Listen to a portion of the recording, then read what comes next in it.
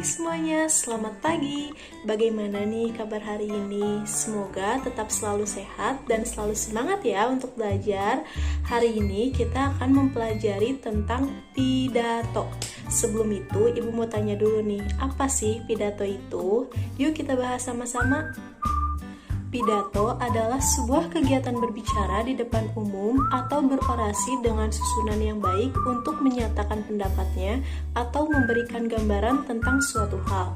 Pidato biasanya dibawakan oleh seseorang yang memberikan orasi-orasi dan pernyataan tentang suatu hal atau peristiwa yang penting dan layak untuk diperbincangkan. Nah, sekarang kalian sudah tahu kan pengertian dari teks pidato itu apa?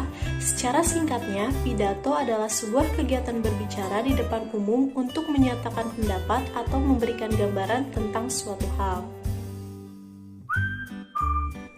Kemudian ada tujuan. Tujuan pidato antara lain 1. Memberikan sapaan dalam suatu acara. Yang kedua, memberi suatu pemahaman atau informasi kepada orang lain.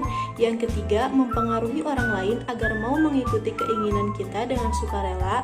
Dan yang keempat, membuat orang lain senang dengan pidato yang menghibur sehingga orang lain senang dan puas dengan ucapan yang kita sampaikan. Bagaimana? Sudah cukup jelas kan tujuan dari pidato itu ada apa saja? Selanjutnya kita akan membahas tentang jenis-jenis pidato. Ada apa saja sih jenis-jenis pidato? Jenis-jenis pidato antara lain 1. Pidato pembukaan.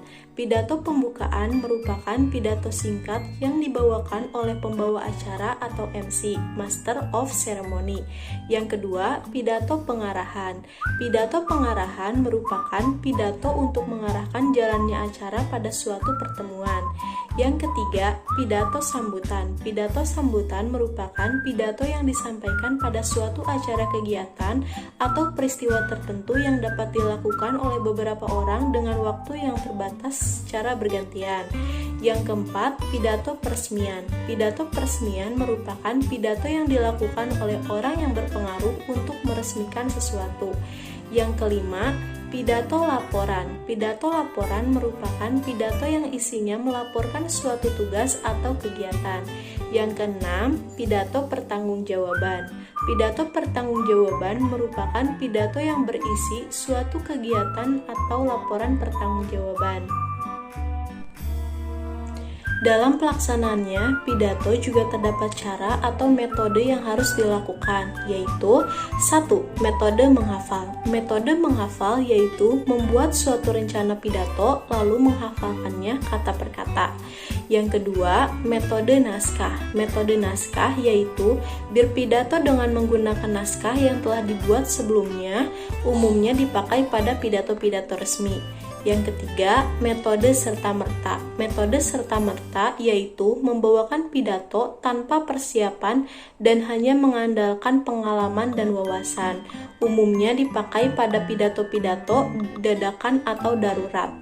Yang keempat, metode extemporar.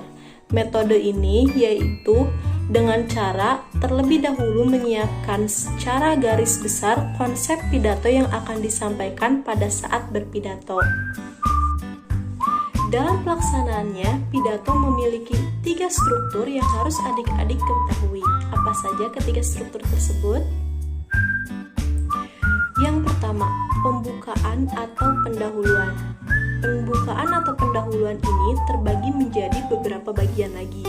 Yang pertama ada salam pembuka, yang kedua ada sapaan kepada para pendengar yang disampaikan secara runtut, yang ketiga ada ucapan puji syukur kepada Tuhan Yang Maha Esa, dan yang keempat ada pengantar.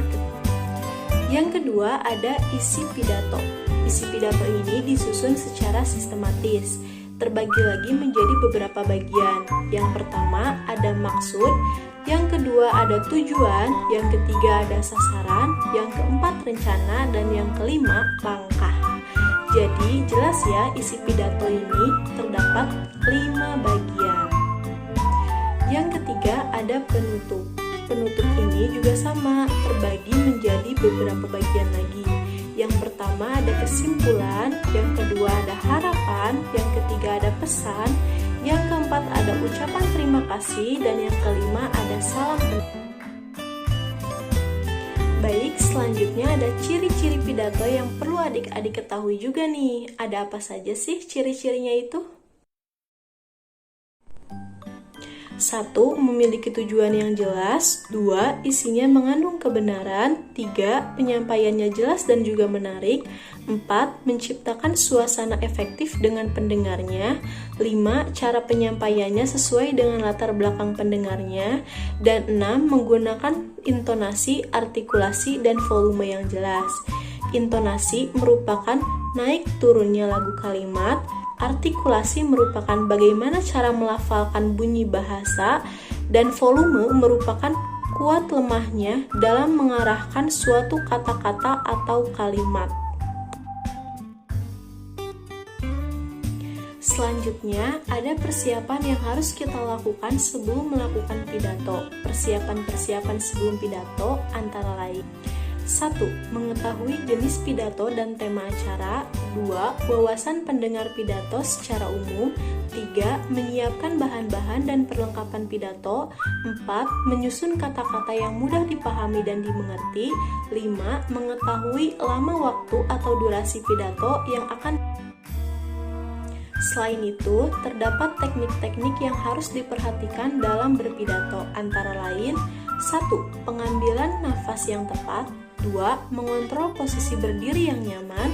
3. Penggunaan intonasi, volume, dan artikulasi yang jelas. 4. Menyiapkan dengan baik materi pidato yang akan disampaikan. 5. Menyiapkan catatan kecil sebagai pengingat materi yang akan disampaikan.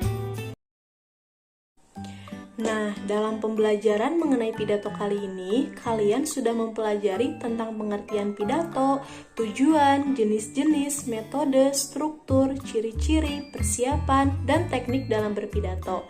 Selanjutnya kita praktekkan ya. Dalam melakukan pidato, kalian harus bisa mengikuti cara-cara ini. 1. Berdiri dengan posisi yang tegak dan melihat ke arah audien atau pendengarnya. 2. Menyampaikan pidato dengan bahasa yang santun, jelas, dan mudah dipahami. 3. Memberikan sapaan atau penghormatan kepada orang-orang penting yang hadir. 4. Menyampaikan pidato dengan tempo yang tepat, tidak terlalu cepat atau lambat. 5. Ketika menyampaikan pidato, tidak boleh menyinggung perasaan orang lain. Selamat mencoba adik-adik, semangat, kalian pasti bisa. Baik, itu saja pembahasan materi kita kali ini, yaitu tentang pidato. Semoga dapat bermanfaat dan dapat dimengerti ya. Terima kasih banyak telah menonton video pembelajaran ini sampai selesai. Wassalamualaikum warahmatullahi wabarakatuh. Sampai jumpa lagi.